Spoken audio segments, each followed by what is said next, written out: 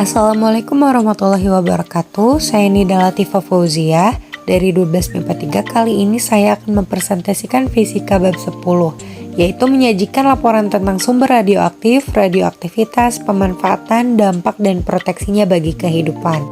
Oke, kali ini saya akan membahas mengenai inti atom. Perkembangan teori atom membuktikan bahwa atom bukan merupakan bagian terkecil dari suatu materi.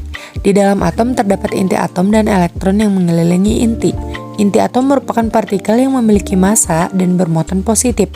Sifat-sifat utama dari atom secara keseluruhan akan memengaruhi sifat zatnya. Yang pertama ada partikel penyusunan inti atom. Yang kedua ada stabilitas inti.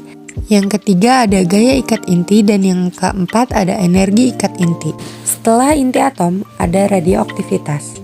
Peluruhan radioaktif disebut radioaktivitas, yaitu peristiwa terurainya beberapa inti atom tertentu secara spontan yang diikuti dengan pancaran partikel alfa atau inti helium, partikel beta atau elektron, atau radiasi gamma.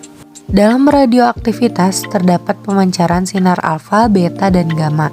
Sinar alfa yaitu merupakan partikel yang bermuatan positif.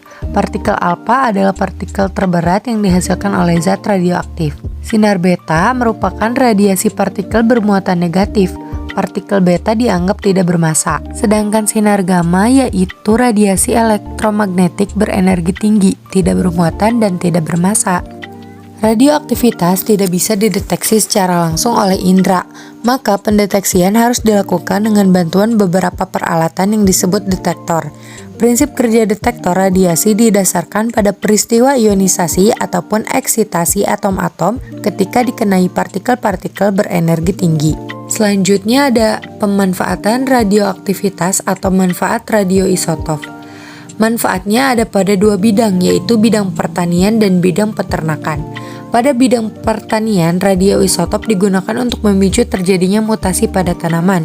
Misalnya tanaman padi yang lebih tahan terhadap hama dan memiliki tunas lebih banyak. Radioisotop juga dapat digunakan untuk memperpanjang masa simpan produk-produk pertanian. Sedangkan di bidang peternakan, radiasi dapat digunakan untuk mempelajari proses fermentasi atau pencernaan bahan-bahan makanan oleh mikroba rumen yang terjadi di dalam lambung ternak. Kemudian ada dampak yang ditimbulkan dari radioaktif.